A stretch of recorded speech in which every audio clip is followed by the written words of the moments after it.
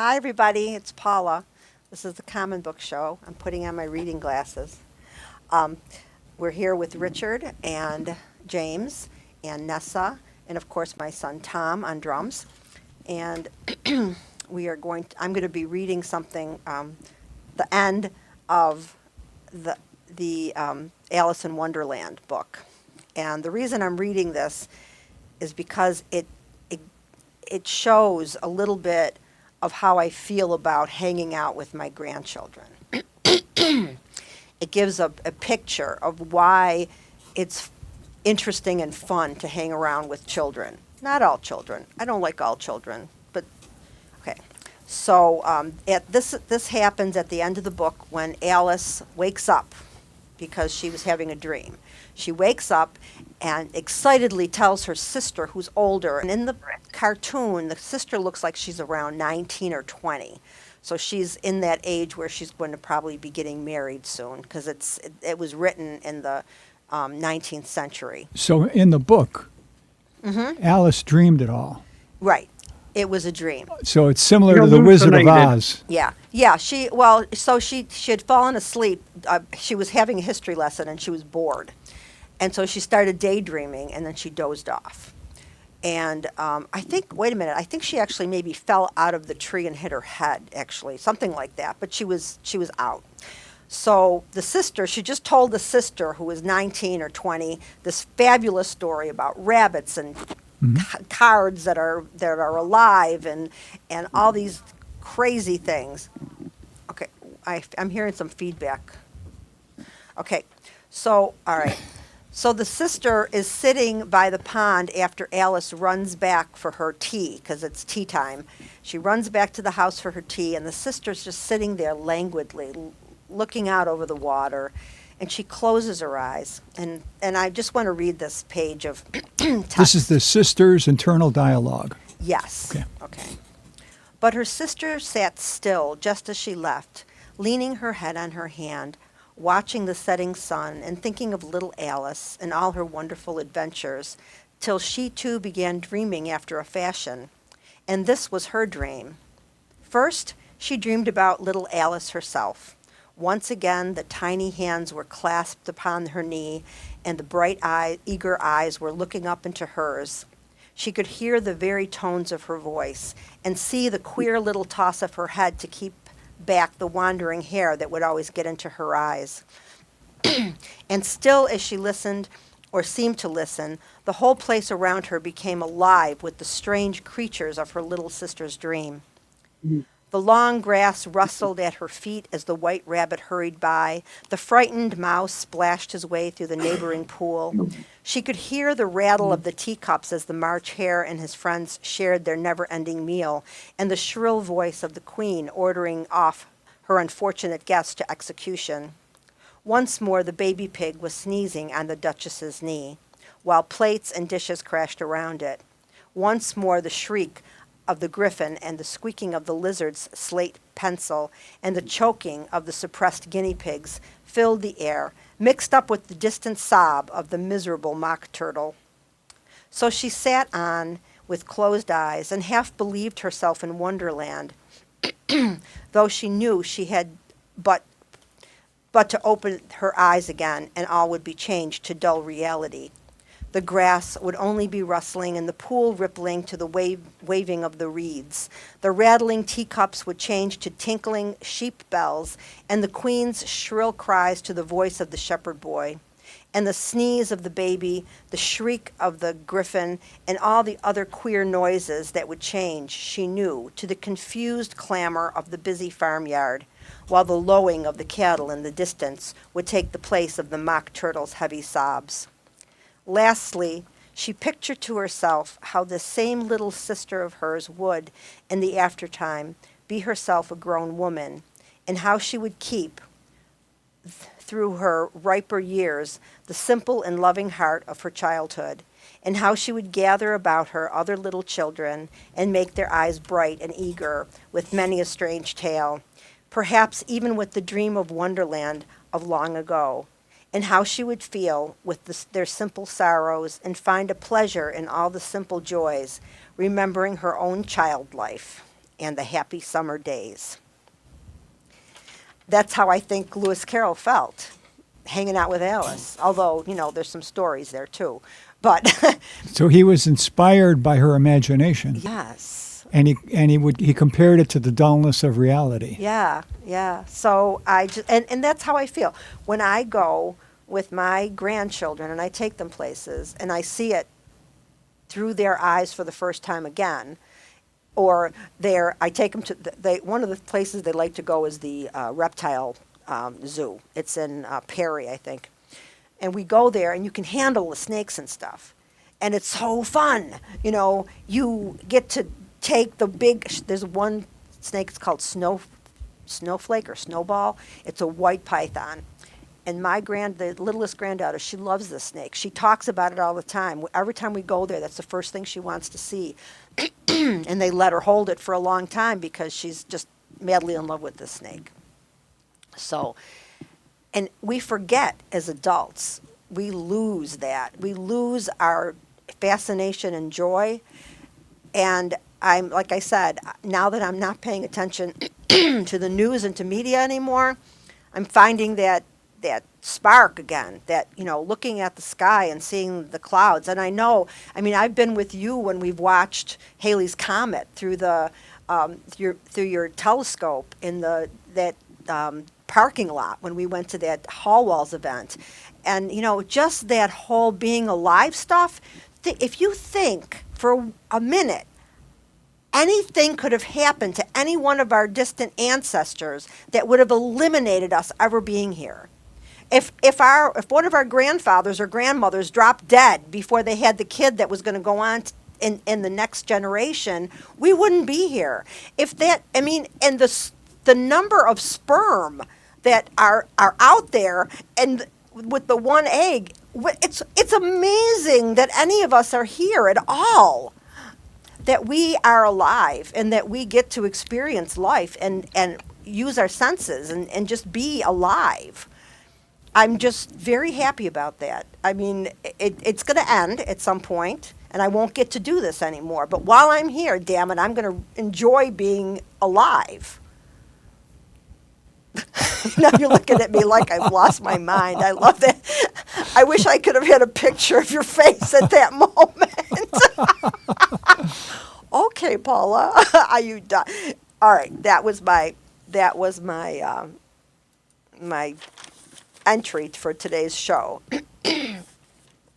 Oh, so that's what I'm doing. I'm reading really dense and difficult to read ancient histories by Herodotus and what's his name? Plutarch. I couldn't even remember his name. Plutarch's Lives. It's hard to read. But I'm getting. It's fun in some ways because I'm learning all these weird little facts, but it's hard to read. So instead of listening to something like that too, I'm listening to fairy tales, and I am having a blast. I found this thing. It's fairy tales for grown-ups, and somebody with a soft voice will read to you these fairy tales. Alice in Wonderland. Now I'm listening to Beauty and the Beast, and I'm loving it. It's making me happy. Okay, take the reading glasses off. Richard, I don't know if you want to start with your mother's thing or if you want to start with something else. Did you have something else that you were feeling? Well, I know you are interested in the phone message. So, Tom, if you look on Messenger, on my Messenger, you'll find that audio clip. Are you going to give a little introduction? Sure. My friend Tony, the truck driver, corresponds with me regularly. Mm-hmm. And he writes to me about things in the world that bother him. Mm-hmm. And he wrote to me that he's bothered by the fact that every time he goes back to his parents for a meal or whatever, his mother always says to him, when are you going to get married and have a family? And he feels stressed out by that. Mm-hmm. And then he told me about it. And he said, guilty, probably, too. He said to me, did your mother ever pressure you to get married? And I said, well, listen to this voicemail I saved from 1976, and it'll answer your question. I got so much more out of that than just your mother telling you to get married, Richard. It blew my mind. Okay, I won't. Where the hell are you? It's 11 o'clock. I want to talk to you. You had a good home? You had a dinner on the table and everything? You wanted to live in the rat hole. At least when you were home, you got your sleep. You philosopher, you. Going to college winter and summer to be a philosopher. Why the hell don't you get married and settle down?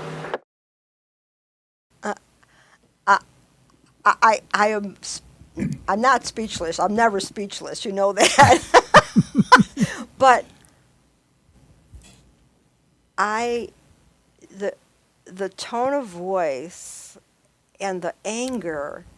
Did your mother have a lot of anger? Oh, indeed. And was it caused by her childhood? It was caused by the suppression of her desires growing up. And you had the nerve to move out of the house and go after your desires, you bastard, you. I have experienced this in my life and my family where they're angry that I'm doing it when they wanted to do it, but they felt like they had to do the right thing, like get married. What is the right thing? Well, that's what my family. I think that I had such a bad relationship with my sisters because they all got married young and they had children and I looked at that and I said, this isn't for me, thanks. They ran the program. And then when I ended up getting pregnant and I had the child and I wanted to have Renee, I just didn't want to be married. And when I got divorced and I lived my life the way I wanted to, my sisters were so mad at me. Like, you mean this was an option for us? You mean we could have left and done our own thing? But they were like 10 years older than me, so their lives were different. So I just want... How does it make you feel when you hear that? I hear the sound of somebody. There's this poem. Mm-hmm. And the poem has the lines, "At the bottom of the stairs, my landlady was waving her fat, sweaty arms, sending me to hell. And I understood it because the world had failed us both." Oh, see... But were you that wise when you were that age? I don't know. Wasn't it painful to have to, or did you just? Oh, from being a little kid, I learned to take my mother with a sense of humor. Well, that's good. So that helped. Yeah, that's My good. brother did too. Same thing. But how was your father? Was your father the? Real easygoing person. Oh, okay, good. You had one at least. Wow. How did he? Did he just have a feeling for her pain or something? I know that people can be attracted to people's pain. Well, after I was born, Yeah. my mother got breast cancer. Oh, he felt responsible. And so my father just said to himself, I got to cut her some slack. She's a cancer survivor. Yeah. Yeah. He must have been a saint. Well, I did say to him one summer when we were on the porch, just me and him, Yeah. don't you think your life would be a lot happier if you left Mom? And then he said something that I've never forgotten. Mm-hmm. He said, well, when I was in my 20s and I was single, and it was a Saturday morning, so I didn't have to go to work. So I got up, sat down at the table, had a cup of coffee, looked in the paper. Wow, the New York Yankees are playing the Cleveland Indians in Cleveland. He would put down his cup of coffee, he would get in the car, and he would go to the baseball game. He said, I love that freedom. And he said, the first thing I noticed after I was married is that was all gone. So I had to sit down and say to myself, well... Gives me a good idea of why you never got married. Yes, it is. And he said, I reflected on it, and I said, well, I made my bed, and now I got to sleep in it. Yeah, my mother used to say that, too, with my stepfather, which is not true. That bed can be thrown in the fucking garbage. You don't have to sleep in that bed if it's a bad bed and it's broken.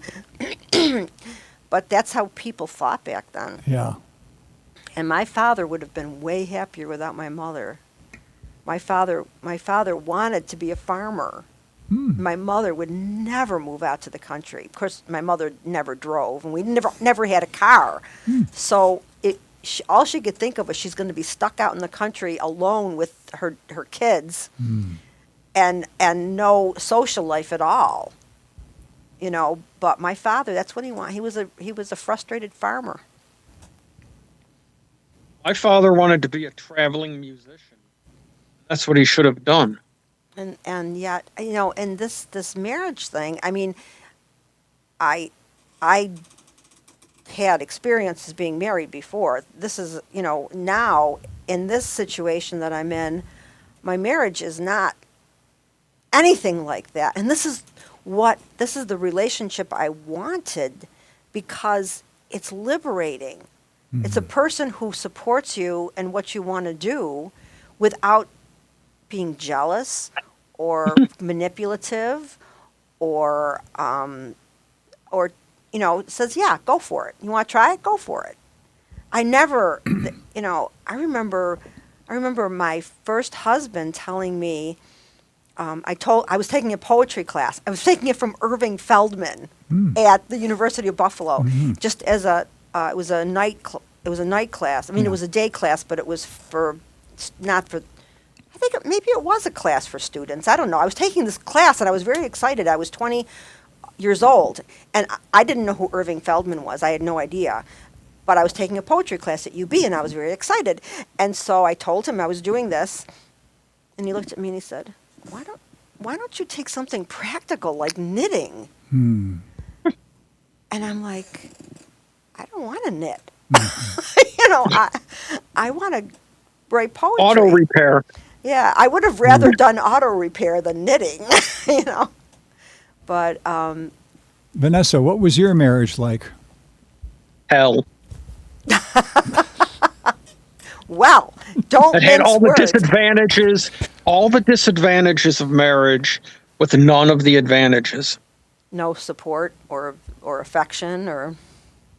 She gave most of her affection to that dog that her and Gary bought during their first marriage. So, Well, I'm sorry to hear no, she that. wasn't very affectionate. She was like an ice cube. Yeah, Still is. I had 2 bad marriages, and I wasn't, and neither one of them did I want to get married.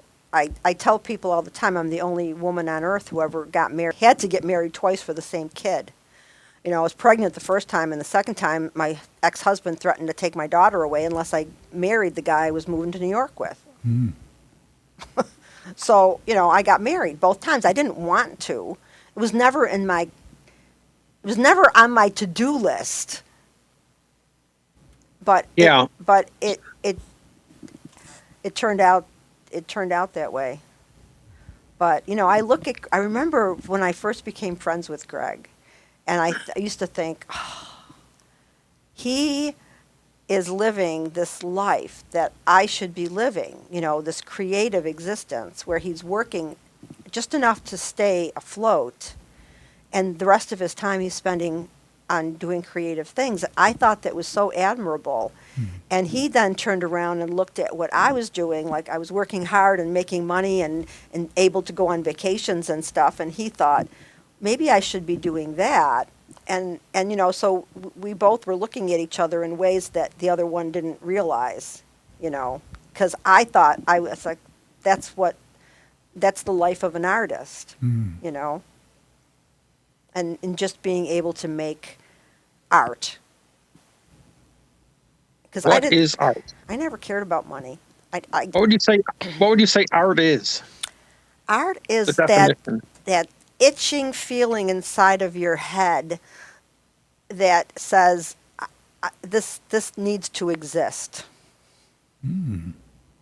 It's inspiration, and it's inspiration that comes out. Like I have a collage that I made of this monster vomiting, but the reason he's vomiting his creativity, and it was like just coming out and out and out. It's ugly. Nobody likes to look at it because it's gross. But that's what I. That's what I. I felt like, Maybe nobody. I've never seen it. Maybe I'd like it. Yeah. If I can find the picture I took of it, I'll send it to you. I don't. I actually, it's a girl sitting on a fence with like kind of like not realizing what's going on, and then there's this monster vomiting out underneath her. Yeah, you probably would like it actually, Nessa. I didn't think of you, but James, yeah. how would you describe your two marriages? I would describe my two marriages as me learning the lesson that you cannot help someone do what they need to do for themselves. Well, Both of them had that lesson? Yes, because I thought erroneously that they simply needed support and love to become their greater iteration of themselves. And the more support and more love I gave them, the worse version of themselves they became. well, they were fighting with their own demons. Everybody's got demons, and obviously they weren't ready. By the time I had that support system, I was ready because I knew all the stupid things I screwed up so many times, So maybe they hadn't screwed up enough times. If it takes women screwing up to the point where they're in the gutter, I guess they finally got that. Well, I was lucky because my child kept me from ending up in the gutter, because I probably would have. I couldn't let my mother raise her because my mother was not as bad as yours, but she was close. I have letters from my mother that she wrote me while I was in New York telling me what a horrible person I was, moving away from her. And it was like the most liberating thing, just like your move away. Liberating to be someplace else where I didn't have Yeah. to look. I know what you're talking about. When I went to like Hawaii, was very liberating. Very. There was a scene from The Simpsons that touched my very soul. Bart You don't hear that sentence often. Not from me. Bart was crying about trying to make his father and mother happy when he doesn't believe he has the capability to be the person that they want him to be. And Lisa pats him on the back and says, "It is times like these when I relish the thought that Dad cares very little about anything that I say or do." Yeah, two different points of view. But yeah, I always say if I had a Sears catalog that listed different kinds of mothers, I wouldn't have picked mine. But Same here. But my mother would, if she had a Sears catalog of daughters, wouldn't have picked me, for sure. But my mother was so young when she started having kids. She was only 18. She had her first child. I mean, and then she had 3 in a row, and then me 10 years later. But I don't know. She had a messed up childhood, and you can't be a good parent without having the experience of being being parented well. How do you know how to parent unless you've had a good parent?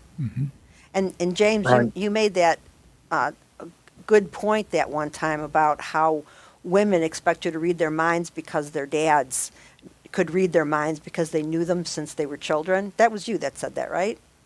That was me. Yeah, and I thought so. So that's true. But those women they had fathers that paid attention.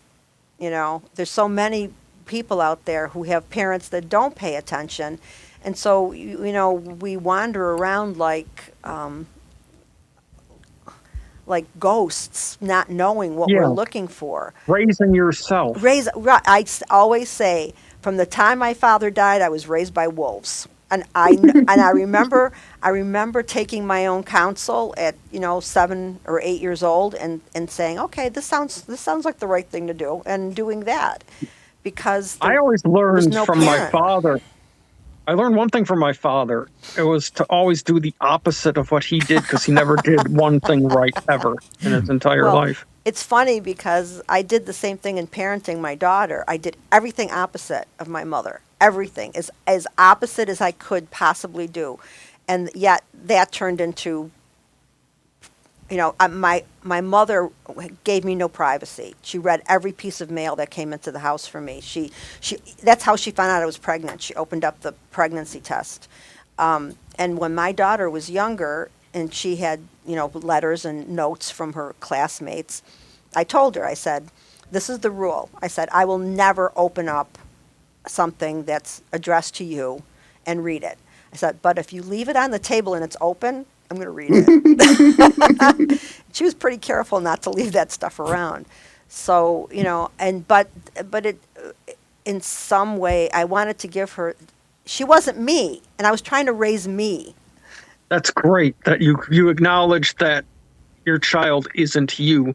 My father always tried to foist a lot of his crap onto me. Yeah. And didn't treat me as a person. I was a thing. That he had these ideas and manipulations that I was supposed to carry out without ever knowing me as a person or ever caring to. Yeah, I don't think that parents considered their children to be people. At least my mother considered me to be a person, I believe, but my father certainly didn't. But then again, I was also a prop and a commodity to my mother a lot too.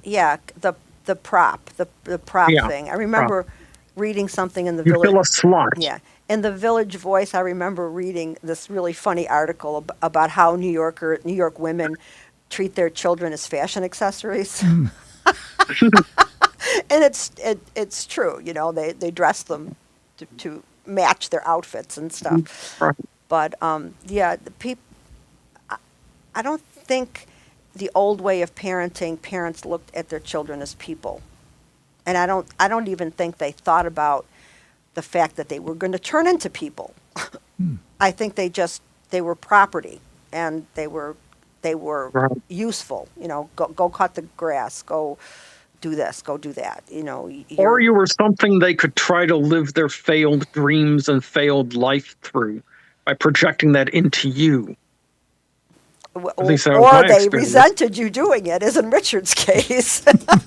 What kind of thing do you think your mother would have wanted to do to express herself? For me, she should have been an actress. Oh, I said that to her on multiple occasions. Mm-hmm. Yeah. yeah, because she had so much. She could let out all that dramatic energy she had. Yeah, it's possible. One time, she sent me to the bakery to get a loaf of bread. Mm-hmm. And I paid for it with a $5 bill. Mm-hmm. And when the clerk was taking the money out of the register, I said, what is that gigantic quarter? She said, that's a silver dollar. I said, oh, give that to me. So I came back and I gave my mother the change, and I said, look, I brought you the silver dollar. I was amazed at her response. Remember the scene, Gone with the Wind, I'll Never Be Hungry Again? Yeah. It's like she was reenacting that. She said, why did you bring me the silver dollar? This is not good. I said, why is it not good? And she throws it on the floor and she says, because I know I will never spend it. This is what I knew. Don't take this woman seriously. I can't imagine. You must have been so confused as a kid. It must have been so confusing. My mother didn't always react the same way to everything, which was really confusing. Like, sometimes I would do something and it would be okay, and other times I would do it and it would be a mortal sin. And so, I was always on guard, like, how is she going to react to this time? So, I remember those moments, and it's really hard on a kid. It's good that your father was even-keeled. Mm-hmm. You were closer with him, I'm imagining. Well, a different way of relating to both of them. Mm-hmm. My father was more serious and heartfelt in our conversations, and my mother was more I would be playful and, say, jovial around her. Except when she was. Especially when she was. Oh, so yeah. you tried to entertain her so she would stop being. Yeah, I didn't think of it that way, but I guess I did, yeah. Yeah, I think a lot of comedians talk about how they would try to entertain their parents to, out of their bad moods or depression or whatever. Yeah, if somebody's angry and you start joking around with them, does it diffuse their anger? It can. It can also. It made my father blow up and try to kill me a couple times. Yeah, I think that some people. Oh, he had no sense of humor. Yes. Not with me. Some people don't respond, especially if you're having an argument with that person and you start making jokes, they'll get angry or, but. Has that been your experience, James? It's difficult to say because the only thing I have to go on is people who just didn't like me in the first place. So something would happen, I would use humor, and other people in the room would appreciate it. The person that it was directed at would not, but it created a situation where they couldn't do anything because now it was the entire room against them. That was a good strategy. Particular situation that occurred, I was in high school, and there was this one girl who just had it out for me all the time. But she was one of those overweight black girls with attitude, and she was getting into it with the teacher, and she was just saying all kinds of inappropriate things. And I'm sitting there. This is something that you can only probably commiserate with me if you were in a room with, say, 3 other Polish girls, and some Polish girl is doing something that's considered to be Extremely Polish. yes, and you're embarrassed by it. So Yeah. I'm here, and she's doing the total stereotypical bad attitude, dumb black girl thing. And I guess you could see on my face this look of, oh, Jesus. And she looks at me and says, and you shut up, James. I hadn't said a thing. Everybody in the room was kind of like, where the hell did that come from? And without missing a beat, I said to her, I didn't say anything.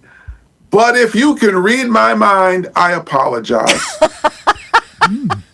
That was good. I'm sure the classroom broke up with that one. Everyone, including the teacher, was weak in the knees. Yeah, that's I know what you mean though about feeling like the group you represent is being what's the word? They're acting like the stereotype, Right. and you're just like, you don't want that because there's too many stereotypes in this world. The Polish stereotype doesn't really. I mean, I didn't know. I mean, I lived in an Italian neighborhood. I wanted to be Italian so bad that I used to lie about my name sometimes, and because I was Polish and I got picked on, But that's okay, because. You really did? You got picked on for that? Oh yeah. But I remember I had a girlfriend when I worked at Hens and Kelly in the scarf department, and she was half Puerto Rican and half African American, and I swear to God, when I saw her the first time, I'd never seen anyone that beautiful in my life. I'd never seen a human being, that wasn't on the movies or on TV. And so I wanted to be friends with her because I wanted a little of that to rub off on me because I was kind of, I was dorky. And so she started talking to me about what it's like to experience prejudice. And we have these deep conversations while folding scarves in the scarf department. And so I tried to give her back something. I told her about being Polish in an Italian neighborhood. And she kind of got this look on her face. She says, yeah, but you can lie about your name, can't you? I can't change my skin color. And I thought, oh, shit, you're right. You know, that is a big difference. Yeah, so I when I heard that, I listened to it several times when you sent it to me. And I just tried to imagine. I mean, first of all, I knew at that age you were above it, you know, because you were already moved out of the house. 24 years old. Yeah, and you could handle it. But I was trying to imagine you as a little kid dealing with that. And it was like, I just felt so much pain for you. I just felt like it had to be so difficult to grow up with that mother. Mm-hmm. But it did keep you from making the same mistakes that you made.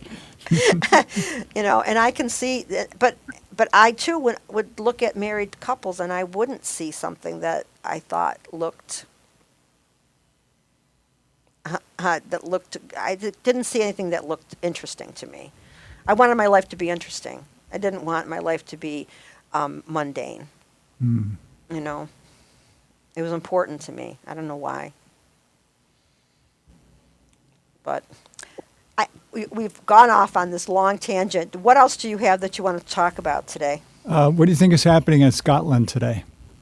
Shows you how insulated as we are from the rest of the world. Scotland, is it a Big holiday. Oh, Haggis Day. Haggis Day. Huh?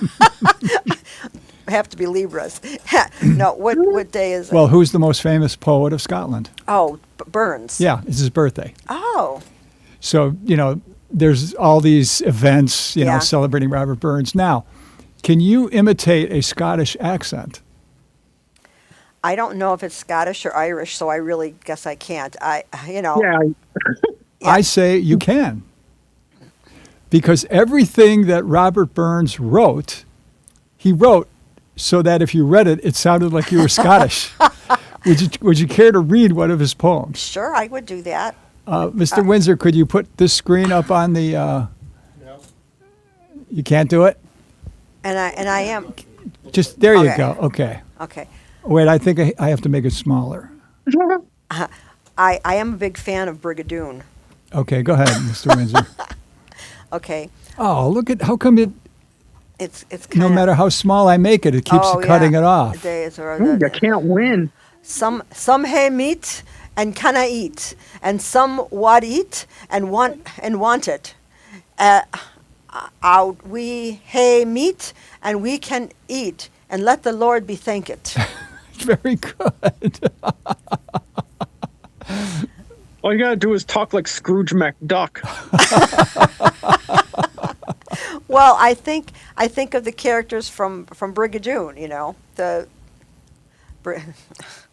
I'm Why, did they go back to a Scottish? And the heather on the hill. Yeah, they had. That's sort of like Alice in Wonderland. Is that in their imagination or they really go somewhere? Well, they make it seem like it's really there because what happens is he meets this woman, obviously, he falls in love with her, and he can't see giving up his whole life to go for every 100 years they come out for one day, right? He just can't picture doing that. So he leaves and the town disappears. And he goes back to New York to his hectic life and his girlfriend, who is a gold digging snob, and he takes he can't be with these people anymore. He feels so disconnected from their pettiness and their money stuff, and he's like, what the hell did I do? And even though he knows she's not going to be there, he goes back, and it's so corny. It's totally corny. So Is there some kind of portal he goes through? No, he's got to go back to Scotland, and he's got to go to that place. But he knows that the town disappears, and it only comes back one day every 100 years. The portal closes. It doesn't even. It just evaporates in the mist. Okay. Okay. So he knows the town is evaporated in the mist, and he had found out the story from one of the wise men that lived there, and he'd been there, And if anybody leaves the town that lives there, the whole town will disappear forever. And there's all these things. So he goes there and he's longingly looking at the space where the town used to be. And all of a sudden, of course, the town comes back. And the guy tells him, he said, there was one thing that was written in the magic that says that the only time we would ever come back is for true love. And so I think he steps into the town and it vanishes again. So he's in that town now forever and he can never leave. I wonder how he feels about that. There's no like Brigadoon 2. So we don't know how that works out for him. But, very simple life, they're very, it's fun. A lot of guys in kilts. I love that movie. Vanessa, what if your Brigadoon is Hawaii? How do you mean? Oh. It's a place you would go to where you would be completely happy. And then it would disappear and you wouldn't show up for another 100 years.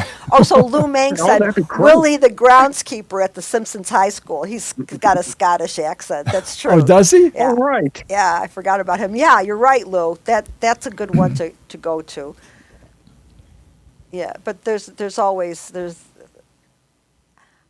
I had my girlfriend Valerie. Yeah, I don't think you ever met Valerie. She and her husband live in.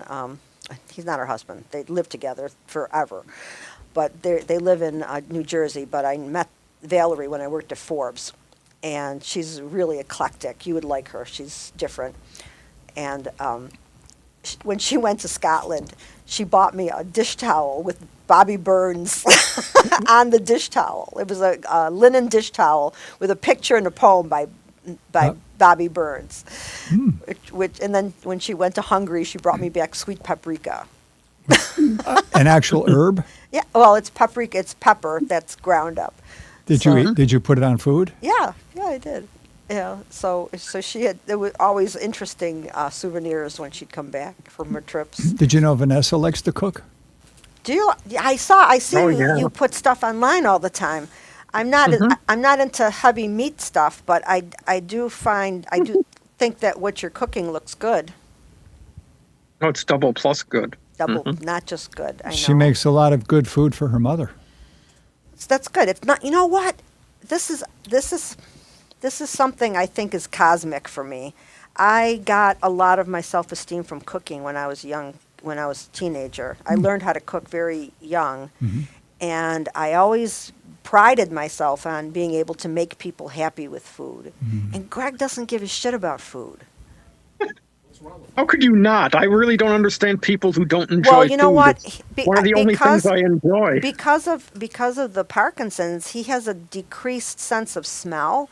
So I think He's always been like that. I know, but he doesn't have. I mean, he always had a decreased sense of smell too, though. Oh. So the thing is, he doesn't Right. taste things the way we do. So that I mean, explains it. I need to go out with my cousin Kathy once in a while so we can go to dinner and we can both make the orgasm sounds that we make when we're eating. Like, oh, because she's an eater. She likes food. But Me too. it's so hard. It's so hard to want to share something delicious with somebody who doesn't get it. It's very difficult. Say hello to Kenny Vaughn. Hi. Oh, hi, Kenny. How are you? Are you all dressed up with no place to go? You can always, if you want to come down to some Saturday, Kenny, you can always tell me and I'll pick you up. So there's no excuse. Same thing with Lou. Oh, you think it's that, Lou? Because he said I don't know. I mean, do you have it from the time you're young? I don't know. I mean, because ever since I've known him, like I met him when he was 30, and he never had a good sense of smell, which is good in some cases in the house when two people are living in a small house together. Wow. May I make a suggestion? Sure. If you're interested in trying another one of those wild and crazy things I suggest, and maybe find out later that it's actually a good thing, try giving him zinc from the same company as the product that I lent you. Yeah. I have to tell you, I'm taking the zinc and L-carnitine supplement for my stomach, and I've been taking it for 2 weeks now, and I feel very strongly that my stomach lining is healing. I'm like, it's a drug that they prescribe to people in Japan, but it's a supplement here. So I'm still coughing. It's still GERD. I still have GERD, but I feel better. I have to say I feel a lot better. I'm going to get some more of it. It said in that you should do at least 70 days of this drug, and it will cure. It'll solve the problems in your stomach lining. I'm excited about it, but he doesn't even take multivitamins. I can't get him to take anything. It's in a dropper. You sneak it in. Grind it up and put it in his food. Here, Greg, have this veggie burger that I made for you and I injected with zinc. Oh, so it's a liquid form like you gave me. Yeah. Yes. Yeah. That was good. It worked. I mean, my doctor's amazed how well I've done. So. Kenny Vaughn wants to be on the next show. Oh yeah, I definitely pick you up, Kenny. No problem. You're just remind me because my memory's not so hot. It never has been though. It's not like I don't have a good filing system up there. All the information's there. I just can't access it. So. So now, was there anything else? Do you have I know that Nessa wants to talk about some.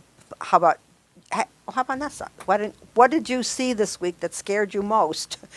And the political. You had said something about wanting to talk about political stuff on the show. There's so much of it, I don't know where to start. I know, it's ridiculous, isn't it? Mm-hmm.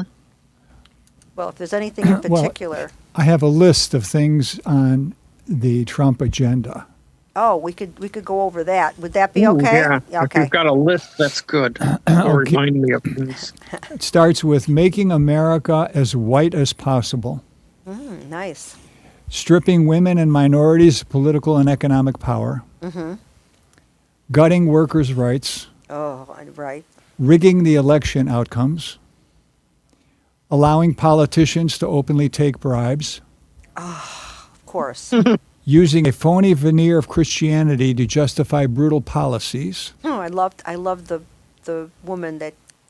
Yeah, the bishop. The bishop. Wasn't that great? Wasn't that brave? I love her. Okay, go ahead. Making queer people invisible. Oh. Yeah, erasure.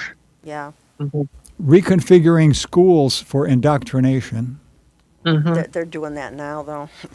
Having militias terrorize minorities. Maintaining a government of, by, and for rich white men. Well, that's obvious. That's been obvious since the beginning. Hey, Kenny, Greg's not going to get jealous. We don't get jealous. We get even. No. No, we don't do that. Besides, if Paula wants to get Greg jealous, she just comes to me. That's right. I always have. James is my. I don't know. What is it? Next lifetime? I don't know if I believe in a next lifetime, but we'll see. Every girl has a plan B. So I'm afraid that there's just so much change on the. But do you think it's possible that there is this thing that Putin has something over him? I mean, I think Yes. I think it's economic, maybe not a P tape, but economic, Mm-hmm. and that he's really trying to get. I mean, the first thing I thought of when he said he wanted Greenland is that it's like a stepping stone to. It's very much like. It reminds me a lot of Hitler, truly, in that he wants to be appeased by everybody, and then he wants to go grab land. Yeah. So I think that it's. I think it just, I just have this terrible sinking feeling that he wants to make it possible for Putin to get a foothold someplace, at least near us. You know, Well, he's Putin's puppet. well, Every idea he gets, Putin has already implemented well, that's why he had all beforehand. those phone calls before with them. I don't know. To see what's coming here, follow what happened in Russia. I'm gonna. I mean, this is gonna be interesting in a very scary way, but I'm living through something that's unprecedented.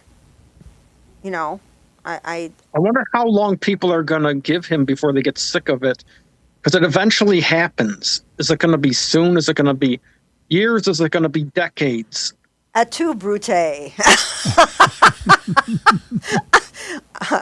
I think that Oppressive leaders always fall. They have to. yeah, like And it's always violent because they come from violence. yeah, yeah. That's an interesting point, but I mean, I don't condone any of that. This will not last forever. Nothing does. All his weirdo supporters think that this is forever. They're gonna, but the thing is, he let all those people out of prison, all those people that attacked Yeah, the that's his police brown officers. shirts.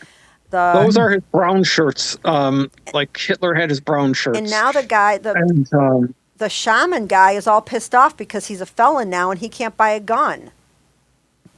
Well, Trump should write an executive order about that too. Then I'm sure he will. You know, just, and, well, he kept the people in Florida who had their rights renewed to vote, the ones that were ex-felons, and they kept them from voting too. They made a plan and kept that from happening.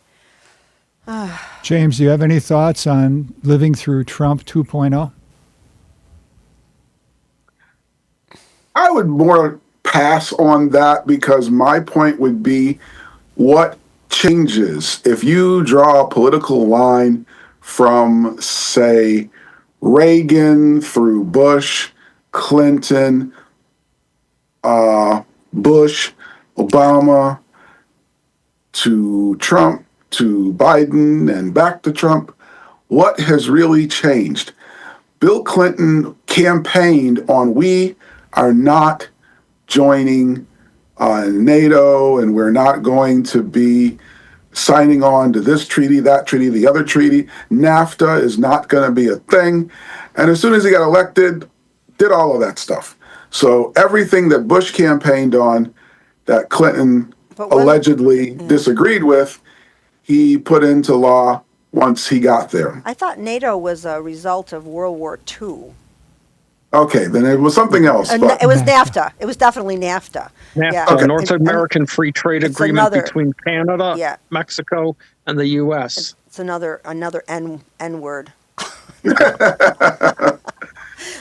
So yeah, he campaigned against that. As soon as he got elected, he signed on. So Trump is sort of unique in that he's not going to take on the previous administration's baloney. He is coming up with his own crazy shit.